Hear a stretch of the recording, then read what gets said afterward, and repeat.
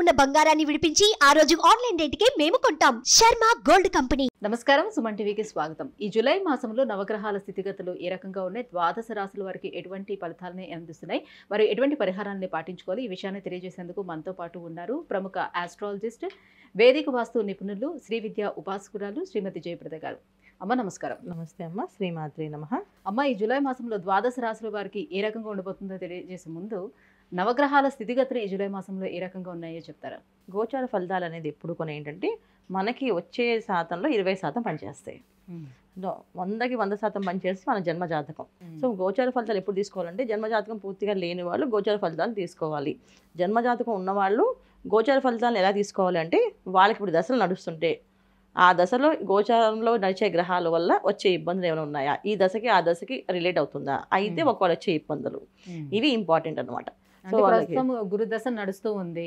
So గురువు ఎక్కువ ఉన్నారు, మనకి వృషభంలో ఉన్నారు, గోచారంలో వృషభంలో గురువు ఉన్నాడు. వృషభంలో గురువు వాళ్ళ జాతకంలో ఎక్కడ ఆ స్థానం అది వాళ్ళకి ఏమైంది, సో వాళ్ళ జాతకంలో గురువు యోగిస్తున్నాడా, ఇబ్బంది పెడుతున్నాడా అనేది చెక్ చేసుకుంటే వృషభ రాశి వాళ్ళకి అందరికీ కూడా ఏంటంటే డబ్బులు టైట్ అవుతాయి, ఇబ్బంది పడుతూ ఉంటారు. సో డబ్బులు ఎంత వచ్చినా కొంతమంది నిలబడవు, కొంతమంది రావడం టైట్గా ఉంటాయి. సో ఇది జరుగుతున్న ప్రస్తుతం ఉన్న గోచార ఫలితాల్లో గురువు అక్కడ ఉండడం వల్ల, వృషభంలో ఉండడం వల్ల. సో వృషభం రాశి వాళ్ళకి ఉంటుంది, అలాగే మళ్ళీ అక్కడి నుంచి తులారాశిలో చూసిన వాళ్ళకు కూడా ఈ ఇబ్బంది ఖచ్చితంగా ఉంటుంది. వృషభ రాశికి ప్లస్ తులారాశికి అధిపతి శుక్రుడు, ఆయన శుభ ఫలితాలు ఇచ్చే ప్లేస్ గురువు ఉండడం వల్ల గురువుకు శుభగ్రహమే, శుక్రుడు కూడా శుభగ్రహమే. శుభగ్రహాలు అయినప్పుడు కూడా ఈయన దైత్యులకి గురువు, ఈయన దేవతలకి గురువు. సో రెండు కొన యాంటీ కాంబినేషన్ అంటాం. 3వ నెంబర్ కింద గురువుని సూచిస్తే 6వ నెంబర్ కింద శుక్రుడిని సూచిస్తాం. సో ఎప్పుడైతే వృషభంలో ఉన్నారో ఆయన, వృషభ రాశి వాళ్ళకి మనీ సర్క్యులేషన్స్ టైట్గానే ఉంటాయి, అలాగే తులారాశి వాళ్ళకు కూడా మనీ వచ్చినట్టు ఖర్చయిపోతుంటాయి. తర్వాత వచ్చేసి శని భగవానుడు కుంభంలో ఉన్నాడు మనకి. సో కుంభం నుంచి ఆయన వక్రిస్తున్నాడు. ఈ జూన్ 30 నుంచి నవంబర్ 15 వరకు ఆయన వక్రస్థితిలో ఉన్నాడు ఆయన. సో వక్రస్థితిలో ఉండడం వల్ల దానివల్ల వచ్చే ఫలితాలు ఏంటి? ఓకే, సో 4 రాశుల వాళ్ళకి చాలా ఇబ్బందిగా ఉంటుంది, 4 రాశుల వాళ్ళకి కొంచెం ఉపశమనం కలుగుతుంది, మిగతా 4 రాశుల వాళ్ళకి హ్యాపీగా ఉండే అవకాశం ఉంది. తర్వాత వచ్చేసి మనకి రాహు వ్యయ స్థానంలో మీనంలో ఉన్నాడు. సో జనరల్గా మీన స్థానం అంటే ఏంటి మనకి? సో గురువు ఉండే స్థానం అది బృహస్పతి స్థానం. వ్యయ స్థానం అంటే మనకి పూజలు పునస్కారాలు, తర్వాత లైఫ్లో లగ్జరీస్ లైఫ్లో ఉందా లేదా, అసలు ఎలా లైఫ్ లీడ్ చేస్తాం, లాస్ట్ మనం ఎలా చనిపోతాం అనేది కూడా అది చూస్తారు. అక్కడైతే ఎప్పుడైతే రాహు వెళ్ళి ఉన్నదో ఇక్కడ ఏమవుతుంది, జనరల్గా భక్తి చేసే విషయాల్లో చాలామంది కాంప్రమైజ్ అయిపోయి ఇప్పుడు మడి కట్టుకొని చేయాలా, మడి కట్టుకొని చేసుకోకపోతే ఏమవుతుంది అనే లక్షణాల్లో మారిపోతుంటారు. ఓకే, ప్రదక్షిణాలు చేయాలి, మనసు ఉండాలి, మనసులో మా భగవంతుడు ఉండాలి, అలా ప్రార్థన చేయాలి, అంతేగాని మడి కట్టుకొని చేయాలని రూల్ ఏంటి అనే తత్వంలోకి వెళ్ళే అవకాశం ఉంది. ఇది గోచారంలో రాహు మీనంలో ఉండడం వల్ల.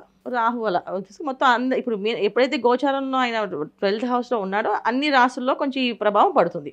సో వాళ్ళ జన్మ జాతకంలో మీనరాశి మీన లగ్నం అయితే ఇంకొంచెం బద్ధకాన్ని ఇవ్వడము, ఒకవేళ చేసే వాళ్ళకి అనారోగ్య సమస్య రావడం, నాకు బద్ధకం లేదు నేను చాలా స్ట్రిక్ట్గా పొద్దున్నే లేచి చేస్తాను అన్న వాళ్ళకి అనారోగ్య సమస్య రావడం లేదు. ఇది కాకుండా ఇంకా రకమైన వ్యవహారాల్లో ఇబ్బందులు పడడం, ఉద్యోగాల్లో కానీ డబ్బు విషయంలో కానీ ఇది జరిగే అవకాశం రాహుది. సో గోచరంలో మీనంలో రాహు ఉండడం వల్ల.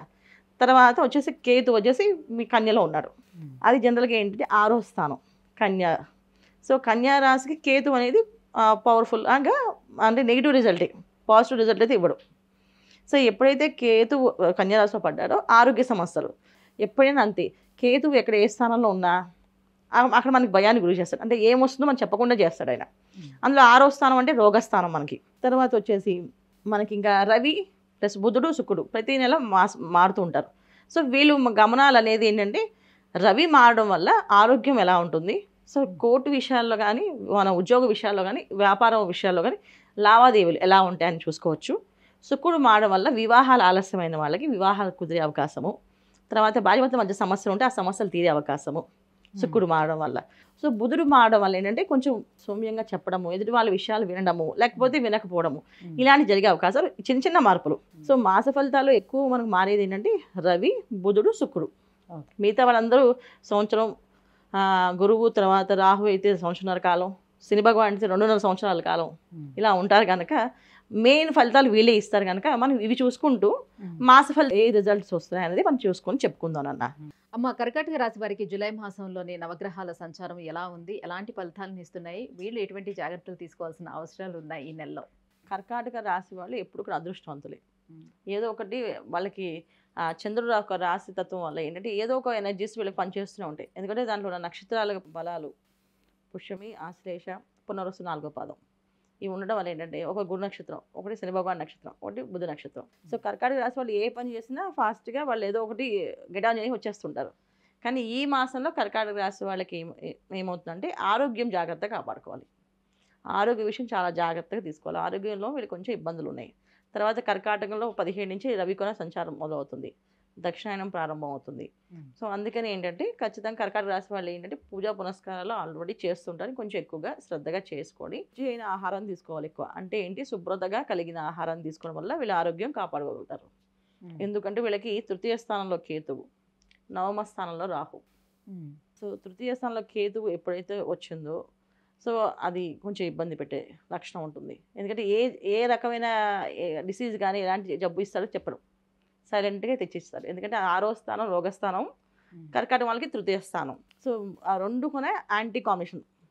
సో దానివల్ల ఏంటంటే ఏమి ఇస్తాడో అని చెప్పకుండా సైలెంట్గా వచ్చే ప్రాబ్లమ్స్ ఉన్నాయి కనుక జాగ్రత్త. శని అష్టమ స్థానం, శని అష్టమ స్థానం, శని భగవాన్ అష్టమ స్థానం. అది పక్కన పెడితే ముందు అయితే వీళ్ళకి ఫస్ట్ ఉండేది ఏంటంటే డైరెక్ట్గా నవమ స్థానంలో రాహు. సో రాహు జనరల్గా ఎనర్జీస్ నెగిటివ్గా వస్తాయి వీళ్ళకి. ఏదైనా మాయలో పడ్డము, ప్రేమ వ్యవహారాలు కానీ, వివాహ విషయాల్లో మోసపోవడం, అంటే మంచి ఫ్యామిలీస్ అనుకోండి కన్ఫర్మ్ చేసేసుకోవడము, నిశ్చితార్థ తాంబూలో పెట్టుకుందాం అని అనుకోవడము.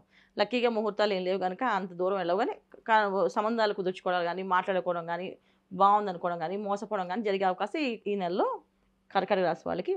సో శని భగవానుడు అష్టమ స్థానాది ఏదైతే వీక్షణ ఉందో దానివల్ల వచ్చే ప్రాబ్లమ్స్ ఏంటంటే డిలే అండ్ డిస్టర్బెన్సెస్. కొన్ని విషయాల్లో, కోర్టు విషయాల్లో కానీ, ఉద్యోగ విషయాల్లో కానీ, వస్తుంది అనుకొని రాకపోవడం కానీ, ఆలస్యం జరగడం కానీ, ఇంకొంచెం ఆలస్యం పెరగడం కానీ ఇవి జరిగే అవకాశం ఉంది. ఏదైనా ఎప్పటికైనా ఏంటంటే మెయిన్ ఏంటంటే వీళ్ళకి ఆరోగ్యం జాగ్రత్తగా కాపాడుకోవాలి. సో ఎందుకంటే ఆరోగ్యము ఒకటి, తర్వాత ఇలా మోసపోకుండా ఉండడానికి రెమెడీ కంపల్సరీ చేసుకోవాలి. ఏ విషయమైనా ఒకసారి ఆలోచించి అన్ని విషయాలు ఏంటంటే నచ్చిందంటే వీళ్ళు కర్కాటక రాశి లక్షణం ఎలా ఉంటుంది అంటే నచ్చింది అంటే ఇంక అన్ని పాజిటివ్గా చూస్తారు, నచ్చలేదు అంటే అన్ని నెగిటివ్గా చూస్తారు. సో ఏ విషయంలో నచ్చుతుందో తెలియదు, ఏ విషయం నచ్చదో తెలియదు, వాళ్ళ మనస్తత్వానికి ముడిపడి ఉంటుంది. సో ఖచ్చితంగా చూసుకోవాల్సిన విషయాల్లో, జాగ్రత్త పడాల్సిన విషయాల్లో ఎప్పుడైతే 9th హౌస్లో మనకి భాగ్యస్థానానికి రాహు ఉన్నాడో మాయలో పడే అవకాశం ఎక్కువగా ఉంటుంది, మోసపోవడం ఉంటుంది. వ్యాపారం నమ్మి, స్నేహితులు నమ్మి అందరూ కలిసి చేద్దామని చెప్పి అందరం కలిసి దిగినప్పుడు వీళ్ళు డబ్బు పెట్టిన తర్వాత వాళ్ళు ఎవరు డబ్బు పెట్టకుండా వదిలేసి వెళ్ళిపోవడం కానీ, ఇలాంటి విషయాల్లో కూడా వీళ్ళకి ఈ నెల జాగ్రత్తగా ఉండడం చాలా చాలా ముఖ్యం. అంటే ఈ నెలనే కాదు, మొత్తం ఈ సంవత్సరం అంతా అలాగే ఉంటుంది వీళ్ళకి. గురువు కానీ బాగానే అనుకూలిస్తున్నట్టు. గురువు లాభస్థానంలో ఉన్నాడు అన్న. లాభస్థానంలో ఉన్నప్పటికీ కూడా ఇక్కడ ఏమైందంటే ఇక్కడ పాపగ్రహాలు బలం. ఎంత ముందు ఎపిసోడ్లో చెప్పాను, దైవశక్తి కంటే రాక్షస శక్తి ఎక్కువ ప్రభావంగా పనిచేస్తుంటుంది ఎప్పుడు కూడా. సో దైవశక్తి అనేది సౌమ్యంగా వెళితే రాక్షస శక్తి ప్రభావం ఎక్కువగా ఉంటుంది. సో మనం ఎన్ని అనుకున్నా యోగిస్తాడనే లాభంలో పాజిటివ్గా మనం మాట్లాడుకున్నప్పుడు కూడా మనం జాగ్రత్తగా ఉండడం మన బాధ్యత. సో అలాగే కర్కాటక రాశి వాళ్ళు జాగ్రత్తగా ఉండడం చాలా ఇంపార్టెంట్. ప్రతి విషయాన్ని ఆచితూచి అడుగు వేసడం ఇంపార్టెంట్. అన్ని విషయాల్లో ఇన్వాల్వ్ అవ్వాలి. ఎందుకంటే తృతీయ స్థానం, నవమ స్థానం, మెయిన్ అష్టమ స్థానం, ఈ 3 స్థానాల్లో పాపగ్రహాలు ఉన్నాయి. ఈ ప్రభావం ఎక్కువగా చూపిస్తుంది. లాభస్థానంలో గురువు ఒక్కడే కాపాడుతాడు, ఎంతవరకు కాపాడుతాడు అనేది ఆలోచించాల్సిన విషయం. ఎప్పుడు 3 శక్తులు ఎక్కువ ఉన్నప్పుడు ఒక శక్తి ఎంతవరకు కాపాడుతుంది అనేది చూసుకోవాలి కదా. అని జాగ్రత్తగా ఉండడం మంచిది. జాతకంలో యోగాలు ఖచ్చితంగా వీళ్ళు కంపల్సరీ గణపతి ఆరాధన చేయాలి. గణపతి ఆరాధన చేయడం వల్ల కాస్త వీళ్ళకి ఏ విషయమైనా క్లారిటీ వస్తుంది, చేయాలా వద్దా అనేది. సో ప్రసన్నం చేసుకోవాల్సింది ఆయన్ని, పూజించవలసింది ఆయనే. గణపతి ఆరాధన చేయడం వల్ల మీకు గురువు ఒక అనుగ్రహం. గురువు లాభస్థానంలో ఉన్నారు కదా, గురువు ఒక కేతు నుంచి వచ్చే నెగిటివ్ ఎనర్జీ కూడా ఆపగల శక్తి గురువుకి ఉంది. ఏంటంటే కుజుడు కేతు ఒకటే ఫలితాలు ఇస్తాడు. సో ఎప్పుడైతే గురువు పక్కన మళ్ళీ కుజుడు వచ్చేస్తున్నాడో, లాభస్థానంలో కుజుడు కొని వీళ్ళకి వస్తున్నాడు కనుక అది కొని వీళ్ళకి కొంచెం యోగకారకం అయ్యే అవకాశం ఉంది. అందుకని గణపతి ఆరాధన చేయడం వల్ల కొన్ని విషయాలు వీళ్ళకి క్లారిటీగా వస్తాయి. గణపతి ప్రార్థన, గణపతి అష్టోత్తరము, గణపతికి ఉండ్రాలు నైవేద్యం పెట్టడం, ప్రతి బుధవారం గణపతి ఆరాధన ఎక్కువ చేయడం వల్ల వీళ్ళ ఆరోగ్య సమస్య నుంచి బయటపడే అవకాశం ఎక్కువగా ఉంటుంది. అమ్మ, కర్కాటక రాశి వారికి జూలై మాసంలో ఎలా ఉండబోతుందనే విషయాన్ని తెలియజేసినందుకు ధన్యవాదాలు. నమస్తే అమ్మ. శ్రీమాత్రే నమః. సుమన్ టీవీలో మీ పర్సనల్ అండ్ బిజినెస్ ప్రమోషన్స్ కోసం కింది నెంబర్కి కాంటాక్ట్ చేయండి.